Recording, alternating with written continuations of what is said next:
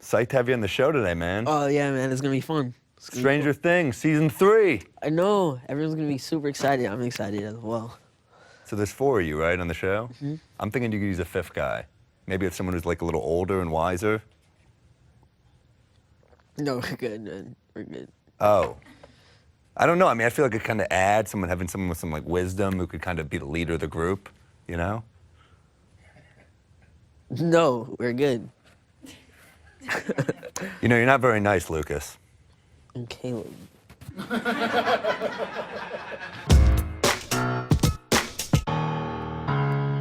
We're here on People Talking Sports with Caleb McLaughlin from Stanger Things. Thanks for joining us, man. Thank you for having me. I love your Knicks jacket. Appreciate it. I like it, too. It's Are you, really nice. are you a fan of the team? Yes, I am. Who are your guys? Who are my guys? The big 3, Porzingis, Hardaway Jr., and Cantor. Yeah. Yeah. I began to love them a lot more as I started going to the games. It's actually a lot more fun being there instead of watching it on TV. You know what? That's a common misconception that I think's out there. Yeah. So Cantor, you like him because he's kind of a bully, right? You know, people would say like he's still like a good person, but then he's a bully because like his rebounding game is crazy. Crazy. Yeah. He's just throwing elbows. Yeah, it's crazy. You know, it was one thing. I didn't like his arms are super long. It was something that happened when I was watching a game and he kept like trying to shoot the ball, but he kept missing the layup, but then kept grabbing the rebound with like 5 guys on him. I'm like, how do you do that?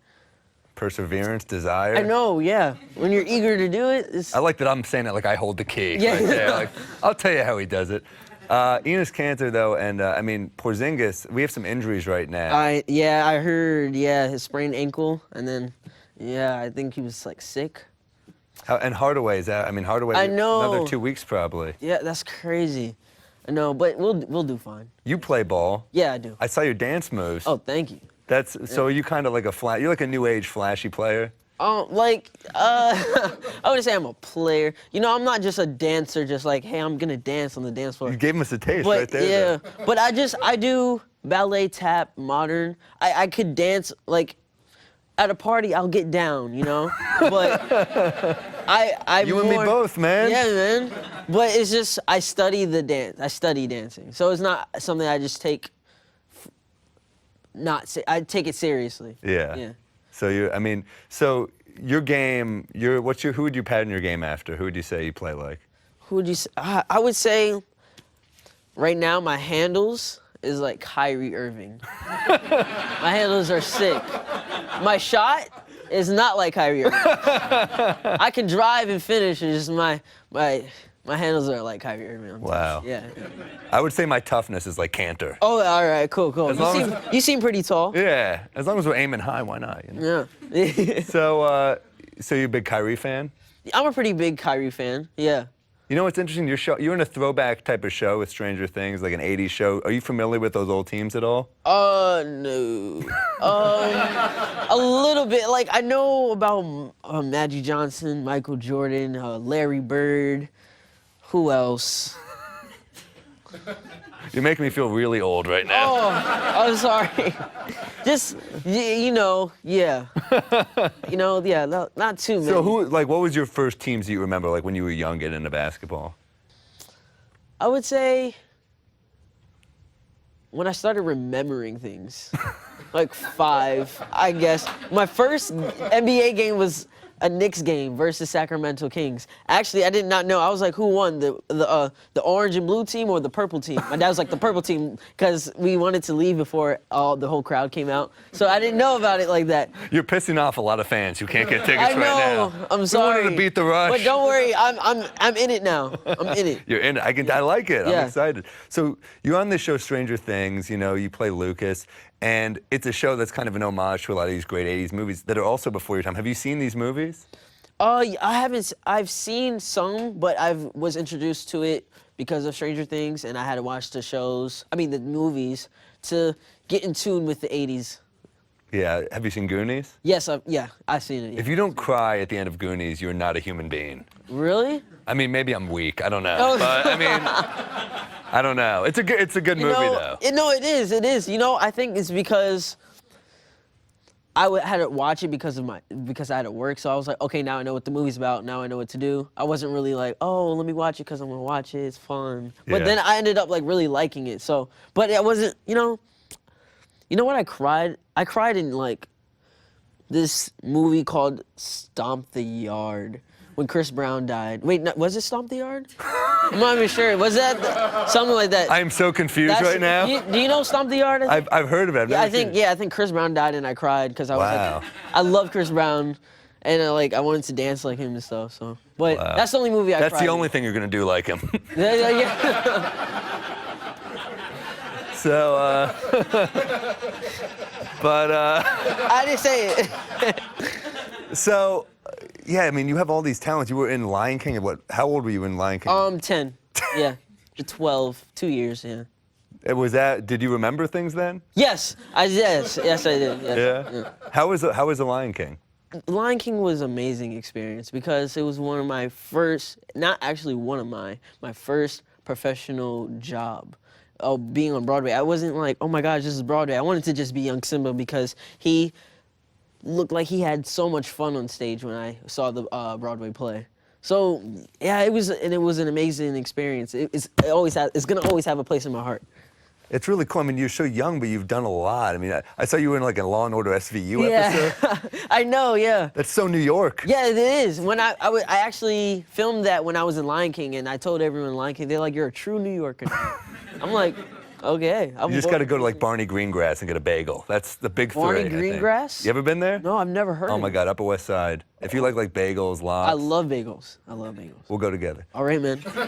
So, you have this hashtag you're doing, embrace your face, and the other one is be your biggest fan. Yeah. Due to ratings, unfortunately, I am my biggest fan. But I like that. And I can tell you, it's not that you're your biggest fan in a way like I'm my biggest fan. It's more of like a humble way, you know. Oh yeah, but you're confident in yourself. That's what I want people to feel because a lot of people feel like they have low self-esteem and people are always putting them down. So I put out there just like, guys, you need to be your biggest fan, because my parents always told me to be that way and to just to help people and spread love. So that's what I wanted to do, just to show people just to be their biggest fan, embrace their face. It actually started off with embrace your face because I had this bad acne day on set, and I had, as you see, embrace your face right here. You know?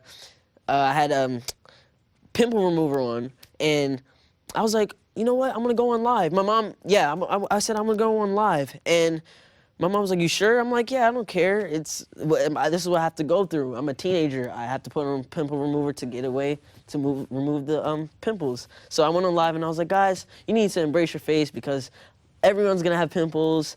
I don't know anyone that has never had pimples. It's just a part of life. So you just need to be your biggest fan and embrace your face." That's positive. Yeah. I like it. Well, also, season 3 is going to come out as well. Are you excited about that? I'm very excited. Yeah, we just got renewed. That's big. I mean, we haven't heard yet on this show, but I feel good. I think we're kind of. Cool. I feel like we're killing it, you know? Awesome.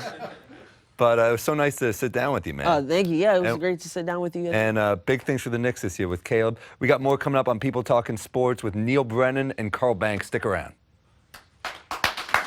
You were great, buddy. So good. So good.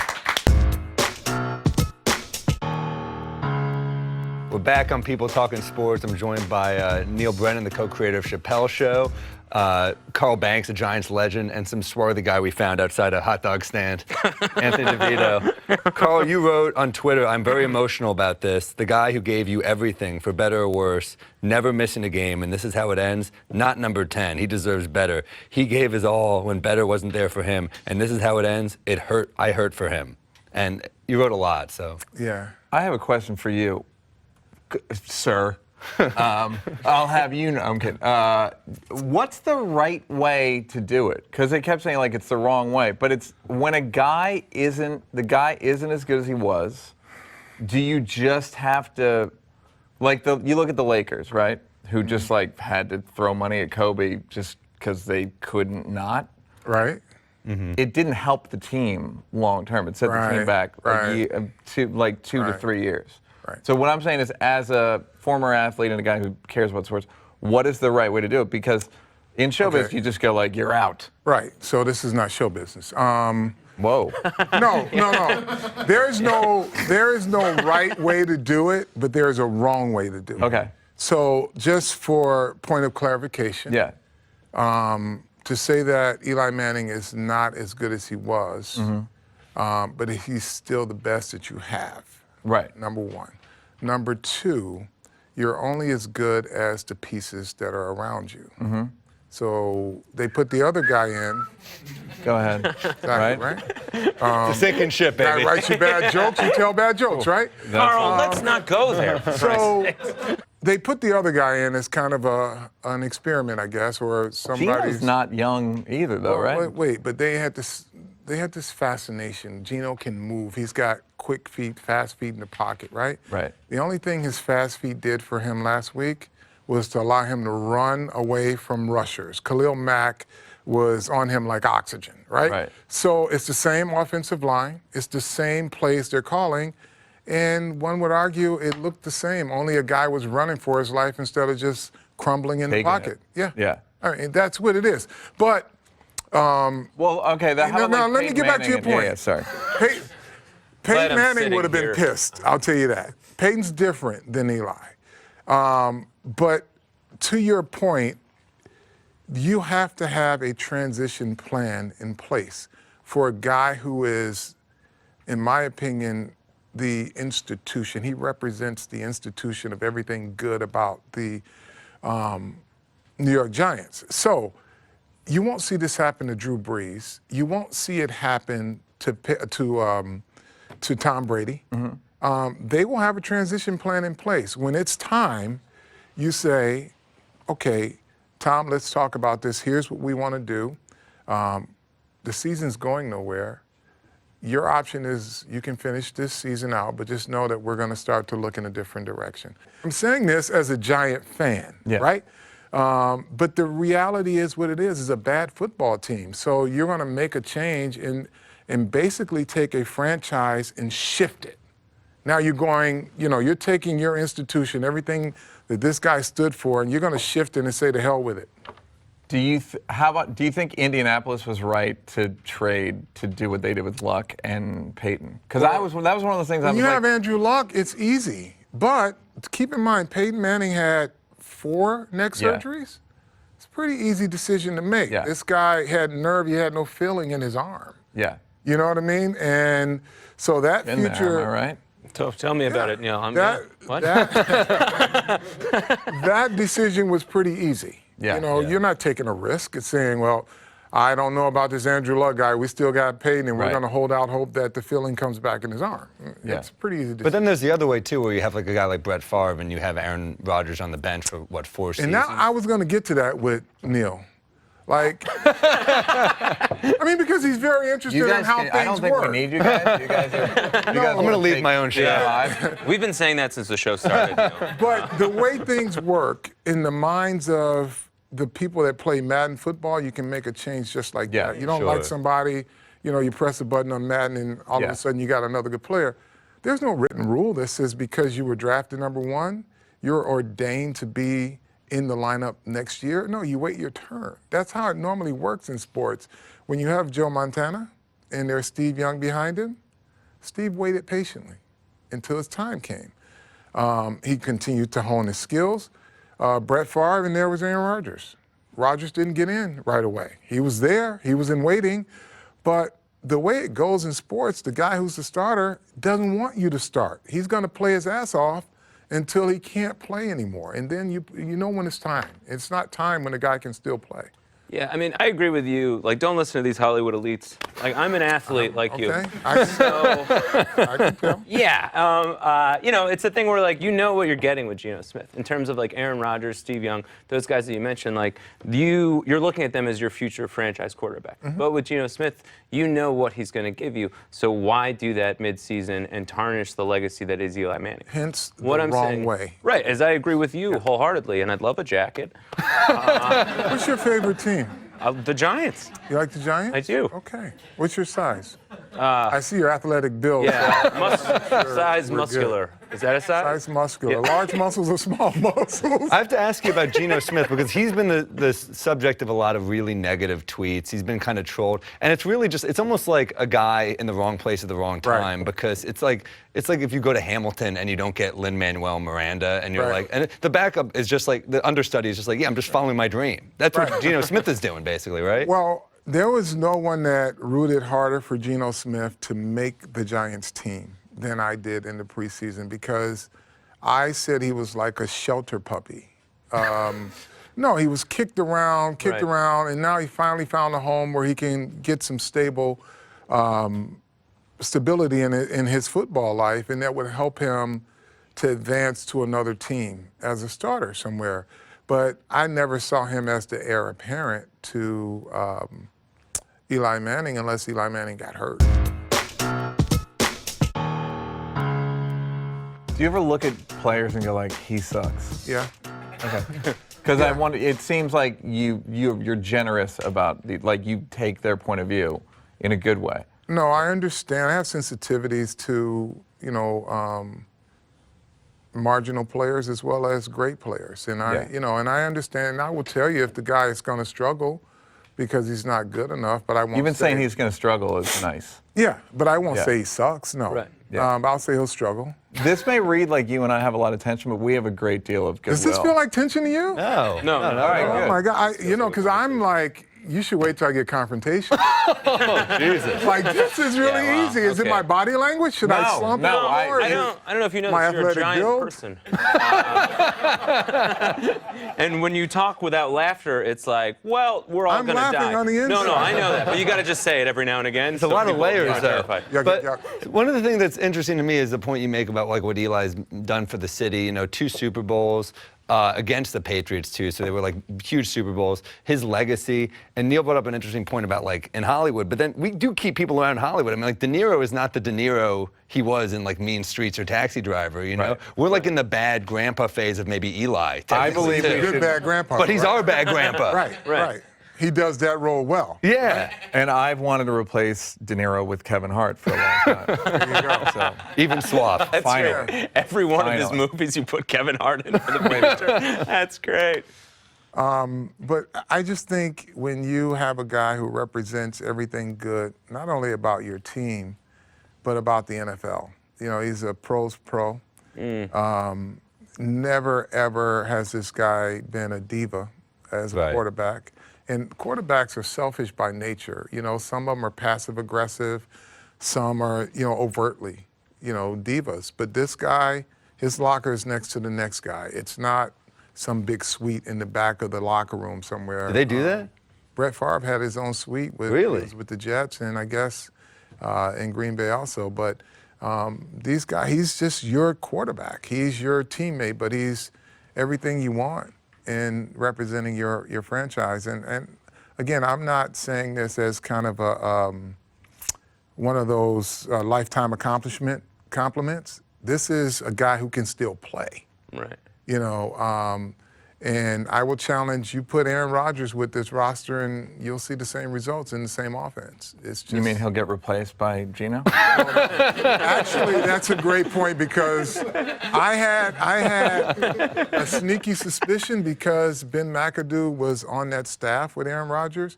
He secretly wanted Aaron Rodgers and Eli wasn't him. So this is a joke. There we go. So Great. he wants the other guy's girlfriend.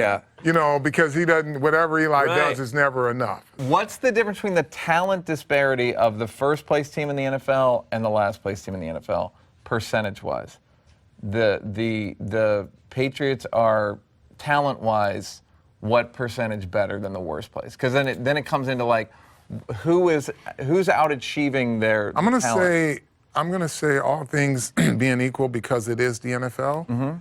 You're gonna get 35 to 40% max. I'm gonna say 25% is talent. The rest of it is execution and coaching. So there's probably 10 running backs on losing teams that are better than the Patriots have.